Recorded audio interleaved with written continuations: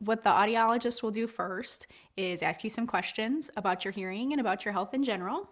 And then he or she will look in your ears with a light to see if there's any blockages or any kind of problems that would require medical attention. Then you'll hear some words that you have to repeat and a series of beeps that you have to listen to. Once that's over, the audiologist will explain to you what hearing levels you have and whether or not you have a hearing loss, and most importantly, whether or not hearing aids would be able to help you. During that time is when you should ask any questions that you might have about your hearing loss or what the treatment plan is.